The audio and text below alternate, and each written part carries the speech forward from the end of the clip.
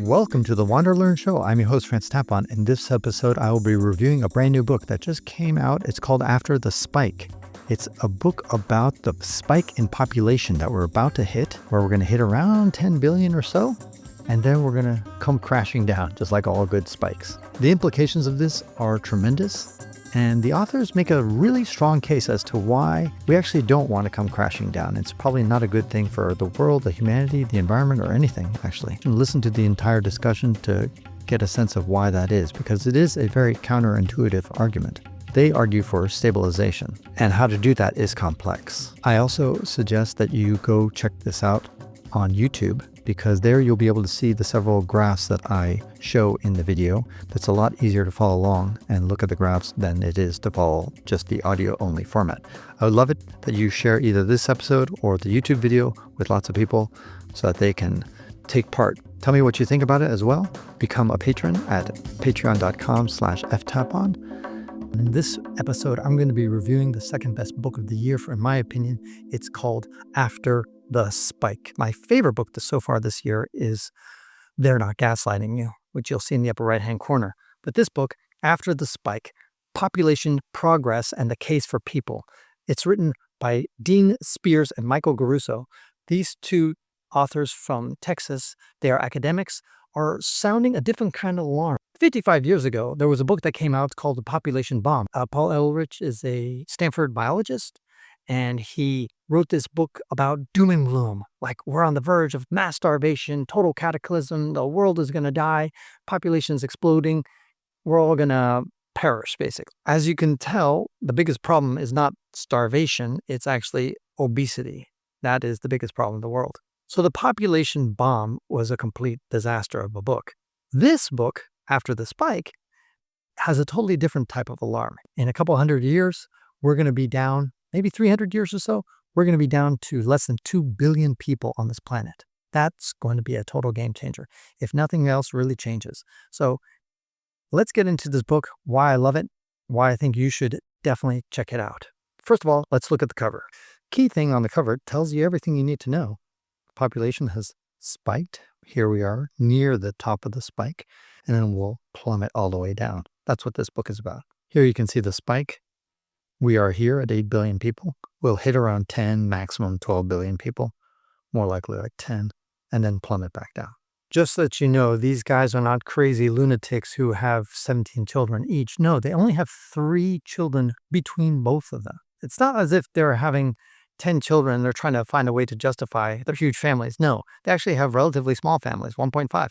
And the funny thing, that's what makes it ironic, is they're saying, whoa, this is dangerous. Now, let's get into the book. So this is a pretty cool graph here. You've got 1950, 1970, 2000, 2025. On the left here, on 1950 column, at the very bottom is Luxembourg, and they are the only countries that were below replacement rate, because on the left here is the fertility rate, so 2, 3, 4, 5, 6, 7, 8. So some countries had a fertility rate of 8. A lot of countries were right in the middle, and then Luxembourg was the only guy in 1950 had a below replacement rate. And you can see as we go through the years, 1975, then Germany dropped below the replacement rate, but still the vast majority of countries were above it. Year 2000, a lot more countries. Here's the territory of Macau down at the bottom here, and they were below replacement rate.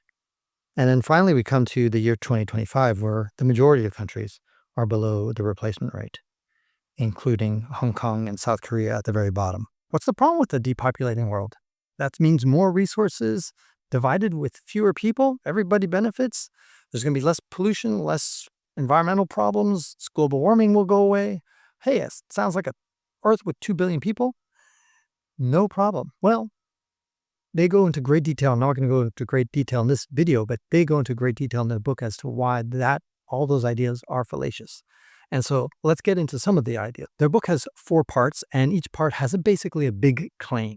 What's claim number 1? Claim number 1 is no future is more likely than that people worldwide will choose to have too few children to replace their own generation. Over the long run, there's going to be exponential population decline. So people worldwide, you can see dropping fertility rates. Fertility rates means basically how many children does each person have. So if the fertility rate is 2, that means the average woman has 2 children. And you need a fertility rate of 2.1 to have a replacement rate. Right now, we're nowhere near that in almost every single country in this world. Only Africa is the only continent where you have a positive fertility rate. In other words, one that's above 2.1. Part number 2 and 3 is that a stabilized world will actually be better off than one that is declining. And they go into the why people is actually a good thing and why it's better, not just for human beings, not just better, it's also better for the environment. And part 4 is the most difficult one. It's the fact that nobody knows how to solve this problem. Nobody knows how to solve depopulation. They go through, throughout part 4, all the different ways that countries have tried through giving money, giving incentives, giving childcare, all sorts of different ways that countries have tried to boost their fertility rates, and nothing has worked for long. Sometimes you get a little bit of jump in fertility, and then it just goes back down again. So this is a major demographic change that we're going to witness in this century and beyond. And that's what this whole book is about. And if you believe in the importance of demographics and how it determines the fate of many things, this book is for you. So this is another view of the spike. We are here at 8 billion. Now, what happens if our fertility rate drops as the entire planet goes down to 1.2 like China? If it is, we spike all the way down here. Now, if we go to Luxembourg at 1.4, the whole world behaves like Luxembourg, and then we'll spike down a little bit later. If we all behave like Bulgarians, we'll be at 1.6, and this is where we will spike. And then finally, if the whole world behaves like France, and we have a fertility rate of 1.8, which again is below replacement rate of 2.1, we'll have a decline like this. Now, take a look at this graph. Pretty much in the grand scheme of things, it's the same story. Whether you're 1.2 or 1.8, in the end, we're going to have a vast decline in our population, no matter what we do. This is why the sense of urgency of these authors saying, hey, we need to stabilize, because otherwise, if we are below replacement rate, whether it's 1.8 or 1.2, in the grand scheme of things, it doesn't make a whole lot of difference. We're going down, baby. But what about longevity, you say? What if human beings last and live for 300 years? Won't that solve everything? Actually, they say, no, it doesn't actually solve. It just delays things a little bit, but in the end, it doesn't solve anything, especially if those 300-year-old human beings decide not to have children. If they only have, let's say, 1.5 children each, still got the same problem. It's just a little bit delayed because they're living for 300 years, but that's about it. If, on the other hand, in the first century of their life, they have 2 children, the second century, they have another 2, and then the third century, they have another 2, well, then they have 6 children, problem solved. In fact, you can have an increasing population. But the math just tells you that having longer lived human beings is not going to, quote unquote, solve this problem. It's not going to stabilize our population for long. Let's look at another graph from this book. In this graph, you'll see that if we stabilize our population tomorrow, if we go to 2.1 tomorrow, we're going to go from 8 billion to about 12 billion and then stabilize at 12 billion.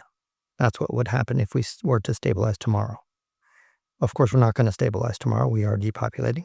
So here, if we never destabilize, we're just going to decline down to the year 2500 and just slowly but surely go well below 1 billion. If we stabilize in a few years, in a few decades or a century, these other lines appear. So the bottom line is, as long as you aim for stabilization, you're going to get a number that's, well, anywhere between 12 billion and less than that, depending on where. And either way, they're saying that's manageable. Another thing that a lot of people instinctively think is that, well, wait a second. Isn't more humans creating more environmental problems? It's not necessarily the case. A lot of places that have more population actually now have cleaner air, cleaner water, because as we get richer as a society, and usually we become richer as a society as our population grows, often there's a good correlation there, that people living in the 21st century are living much better than the average person in the 20th century, and the average person in the 20th century lived better than the average person in the 19th century. and the 19th century lived better than the 18th century. Basically, there's been a forward progress, and along that has been a steadily increasing population globally. And so there's no reason to believe that if we had a population of, let's say, 10 billion people, that those 10 billion people would, on average, live better than the 8 billion people that live in this century. The other thing is, check out this graph about the CO2. The CO2 levels are actually going to decrease on a per capita basis. This is our lifetime emissions in tons of CO2. The authors are at the peak, roughly at the peak. The author's parents emitted a little bit less CO2, but their children are emitting less CO2 than the authors of this book, which are, by the way, in their 50s. And then finally, their grandchildren, the author's grandchildren, are probably going to be going down. Basically, they're saying that the lifetime emissions of CO2 is declining with time. And so on a per capita basis, we are emitting less and less CO2, which is a good thing. In Europe, the average person is having 1.5 children. So that means the next generation will be 25% smaller than the previous generation. You keep that going, 25%, 25%, you can see how the decline is going to kind of pick up in an exponential fashion. That's how we're going to get down so low. And that could spell a lot of problems for a lot of people. Now, will other things solve this? Maybe designer babies? They don't really talk about that. Maybe if you can clone yourself, people who have big egos will feel a lot better. Like, well, great. Could I have 10 versions of myself? Well, great. I'll make 10 children. Maybe. The other thing they don't talk too much about is the fact that, well, as long as we are increasing, and in fact we are still increasing, we're going to be going to 9 billion before we go down to 7 billion. As long as we're increasing, things like wildlife will suffer. So the book doesn't really talk too much about the wildlife impact, and I wish it would have talked a little bit more about that. But ultimately, once we hit the top of the spike, we're going to be going downhill. And as a result, a lot of the wildlife will come back, because as the population declines from 7, 6, 5, 4, 3, the wildlife will have more place to live. So that is one of the benefits, I suppose, of a decreasing population. But also remember that rich societies tend to protect their areas more than others, than poor societies. Rich societies can afford to make national parks and things like that. They can afford to have maybe a denser living. They can do vertical farming, for example. They have the money to do that so that they can create more wildlife spaces. A poor society doesn't have those benefits. Now, check out this graph right here. This is a fun way to visualize how you can have stabilization in a variety of ways. There's the U-shaped graph, where 4 out of 10 women have no children, and 3 out of 10 women have 4 children. And then about 2 out of 10 women have 3 children. So basically a U-shaped design here. This is one way to have a stable population. Here's another. That's probably a very unlikely scenario where you have some people having 4 and a lot of people having 0. And then, it's unlikely. Most things are like a bell-shaped. This is also an unusual scenario where the vast majority of people, 42%, have 1 children, almost the same amount, 4 and 10 roughly, having 3 children, and then these kind of outliers. Unlikely scenario, but it's another way to make it happen to have stabilization. This is probably the more likely scenario if you want stabilization. Roughly half the population getting 2 children, and then you have 14% having 1, 9% having 0, 22% having 3, and 5% having 4. And then finally, you have another somewhat unlikely scenario where you have this kind of distribution. The point is that all these are ways to stabilize the population, just different ways that we can spread things out. I kind of think that the bell curve is the most likely, because that's what you see most likely in nature. What about energy consumption? You might be worried about that. That makes sense, because obviously 10 billion people are going to consume much more energy than if we have far fewer than 10 billion people. On the other hand, some of the efficiencies that we've gotten of energy production have come because we have more scientists, more people, energy researchers. We may eventually have one day nuclear fusion, for example, which would solve a lot of energy problems. Just nuclear fission, in fact, it's a very clean form of energy that doesn't emit any CO2. We have that today. A lot of coal-fired plants even are much cleaner in burning coal than we had in the past. Solar power has dramatically gone down in price. Part of that is economies of scale. What is economies of scale? More people buying it. That helps that we have more people. So as a result, we're using renewables at a much higher pace. And finally, the cost of solar energy is going to be about the same as fossil fuels, enabling a lot more technology. All this is driven to a large extent because people, and having more people allows more innovation. I think it was Jeff Bezos who said that wouldn't it be great to have, instead of just one Einstein, 5 Einsteins, because our population is so big. Now, listen, I am a contrarian in this. Although the authors of After the Spike make a fantastic point that we are headed to a demographic collapse in the next 60 years or so, when we're going to start going downhill. And I can see how the math checks out. On the other hand, I just think that human beings will come up with new innovations.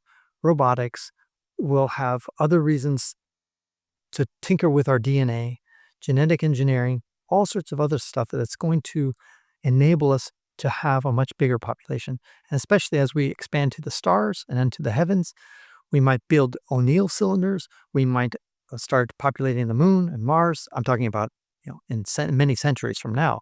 In the long run, we might have 1 trillion human beings populating the solar system. Now, the vast majority of them would still be on Earth, but I think we underestimate the power of humanity and their ingenuity. So I do think, though, at the same time, while I say that, I do see the math, and the math checks out. We are in the generation that's kind of peaking. Get this statistic right here. In 2012, there was 146 million human beings born. 146 million. That was the most number of human beings that were ever born in 1 year. That was in 2012. Ever since then, there have been fewer than 146 million human beings being born every year. And it will probably, unless things change dramatically, never get above 146.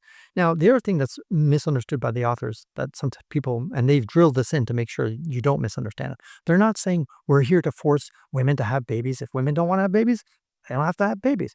They're not trying to take away the right to an abortion. If you want to have an abortion, have an abortion. They're not trying to roll back all the advances that women have made, because obviously a lot of the reason for this demographic change has happened because of women having more freedom. And as they've gained freedom, they have decided to have fewer children. And they're saying, we're not trying to take away any of that. But still, what they're trying to say is, can we make it so that it's not so costly, not such of a burden? Can we reward people for deciding to be parents? Can we give more support structure for them to make it, more palatable? Because a lot of people may want to have 3 children, but they're like, you know what? I'll just have 1. That's plenty, because it's too expensive to have otherwise. Can we change our societies and the incentives? And yet that goes back to part 4, where they're saying, we're not even sure what the right incentives are. There's still a lot of mysteries to be had. Check out this other graph from the book. In this last slide, you'll see how the fertility will finally rebound or stabilize if we reach replacement levels in the year 2125. 2125 will get there, and you'll see a stabilization of around 8.5 billion or something like that. If, on the other hand, we wait and we don't take action to try to stabilize until you get the year 2150, then you're going to see it stabilize around 7 billion or so. And to stabilize around 6 billion, we'd have to stabilize by the year 2175. So these are the different ways that we can stabilize. And the longer we delay, the longer we decide to just let the inertia of our decline in population take hold, and we're going to just have a smaller stabilization, a lower general number for the whole population of the world. Let me end with one final point. Let's say there's an asteroid that is headed our way that will kill humanity just like they knocked off all the dinosaurs. And that's kaput, we're done, finished forever. Let's just assume that's the case. And by the way, it's inevitable. The other thing that's inevitable is that volcanoes will start to erupt like crazy and eventually engulf the world, because it does that every few 100 million years. Homo sapiens are the only species on Earth who are capable of either controlling out of control volcanoes, and also the only species on Earth that can actually deflect an asteroid.